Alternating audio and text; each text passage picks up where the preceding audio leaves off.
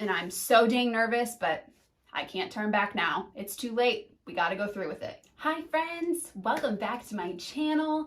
If my face is new to you, then hello. My name is Courtney Diamond, and I'm here to talk to you all about all things singing after high school. When I went to get dressed today, I put on my Carnegie Hall sweatshirt because it's a bit chilly in my house, and it actually ended up inspiring today's video. So today I want to talk about my experience performing with the St. Louis Symphony Chorus. We'll talk auditioning all the way to what pieces I got to perform, as well as our trip to New York City to perform at Carnegie freaking Hall. So, let's start at the very beginning. When I was making the outline for this video, I asked around to all of my friends and family to see if anybody could remember what the heck even possessed me to audition for the St. Louis Symphony Chorus. Of course, none of them or myself could remember. But what I do remember is that it was quite a spur-of-the-moment decision on my part. I think that it was less than a week from the audition when I actually decided that I was going to do it. I remember calling my former professor from community college, my voice teacher, who I literally trust with my life, and I said, "Hi, I'm auditioning for the St. Louis Symphony Chorus in less than a week. Can you help me?" Because if anyone was going to be able to work this miracle, it was her. We scheduled an emergency lesson, which sounds so dramatic, but it was an emergency. I mean, I didn't have a lesson on the schedule, and this was like a very spur-of-the-moment decision, and I needed help, and I needed it now. I drove the hour that it took me to get to her, and we worked. There were quite a few requirements for the audition that we worked on for that whole hour. I had to pick a song to sing, and then I would have to do some sight reading. Yikes. And I would also have to do just some general vocalizing. We chose Art is Calling for Me from the Enchantress for my song because it was something that I knew really well and that I could nail every single time. So we ran through the song a couple of times and then hammered the sight reading. I mean, 45 minutes of this hour-long session was probably sight reading. Keep in mind that the most sight reading I had ever done was in high school. I'd been out of high school for nearly 4 years at this point. So when I left my lesson, I felt better and I knew that we did a lot of work and that I was prepared as I was going to be. But I was pretty sure I wasn't going to be selected. I mean, this was a long shot. This was the St. Louis Symphony Chorus. Big deal. I was just interested in the experience of doing an audition, and I guess I was feeling pretty brave, which doesn't happen very often. On the day of the audition, I got there like 40 minutes early and I just sat in my car, psyching myself out, telling myself I didn't care how the audition went, and all of the lies that we singers tell ourselves when we're auditioning for something. I walked into the beautiful, famous Powell Symphony Hall, white knuckling my music and nervous as all get out. I walked into the basement, which, believe it or not, is pretty dang ornate for a basement, and I'm so dang nervous, but I can't turn back now. It's too late. We gotta go through with it. We start with my prepared piece of Art is Calling for Me. The next portion of the audition was just vocalizing, doing some warm-ups and stuff like that. They gathered that I would be auditioning for a soprano spot due to how high I sang up on the piano, and then came the dreaded sight reading portion of the audition. I was shaking because sight reading is the worst. The sight reading piece that I had to perform was a movement from Belshazzar's Feast by William Walton, and it was hard.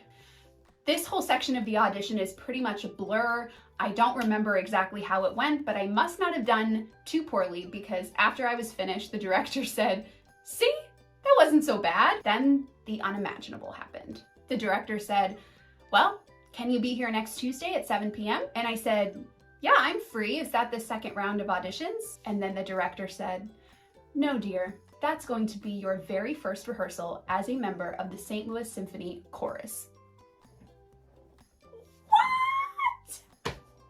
What? They actually offered me a soprano 1 spot in the St. Louis Symphony Chorus on the spot. I thought for sure there'd be some sort of email chain or like cast list that goes up or something crazy. No, they just straight up said, "Well, we'll see you Tuesday." Rehearsals were every Tuesday night from 7 p.m. to 10 p.m., which was late for me as I soon started an internship with a morning radio show in downtown St. Louis, which required me to be up and awake and alert at 3 a.m. But I don't regret singing with the Symphony Chorus. I was singing with such high caliber singers that I was growing so much, so fast. I was also the youngest member, so I was kind of the baby of the soprano section, and all of the other sopranos became like older sisters. For our season, we opened with Mozart's Requiem, and then we did John Adams' On the Transmigration of Souls, which was actually written about 9/11 and was one of the most emotional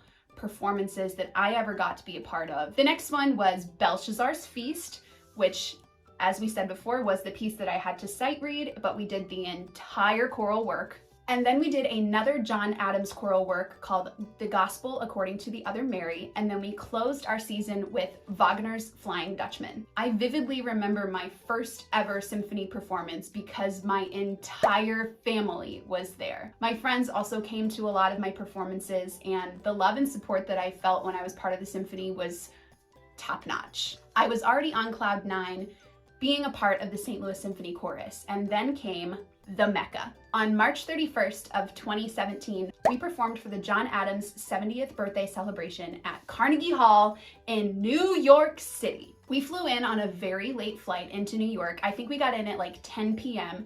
and then we were shuttled to the hotel immediately. The next morning, we had an early morning rehearsal at Carnegie Hall at like 8 a.m.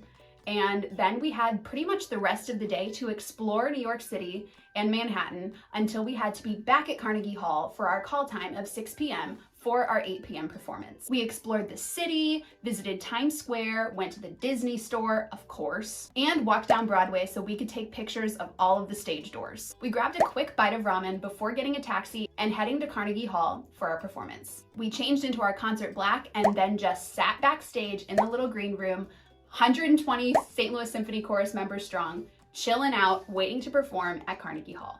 And then we performed. I remember walking onto the stage for our performance and just gasping for air. I could not believe that this was happening to me. I got a little teary as I thought about high school Courtney, who truly believed that she would never amount to anything, and the crowd went wild. Standing ovations, hooting and hollering, I mean, the best. I sobbed on the stage surrounded by my SLSC family and my fellow sopranos as we took our final bow. I think about my time with the symphony quite often, and I still think of it as one of my life's greatest accomplishments to have been a part of it. I wanted to share this mostly to encourage you to go for it and audition for things, even if it seems like there's no way in heck you'll get it. It could lead you to some incredible life experiences, and you really don't ever know what's gonna happen out of an audition. Sometimes I wish high school Courtney could see into the future and see all the things that she ends up accomplishing. But other times, I think it's just as well. I think that everything that I felt in high school and how lost I was really fueled me into becoming who I am today and into taking the chances that I take. So if you're feeling down or less than worthy or just lost, don't give up yet. Use it and push yourself into doing incredible things. Go for the audition, regardless of what it is. Just do it. What do you have to lose? Hit the like and subscribe button if this video resonated with you, and feel free to check out my other ones. I will talk to you so very soon.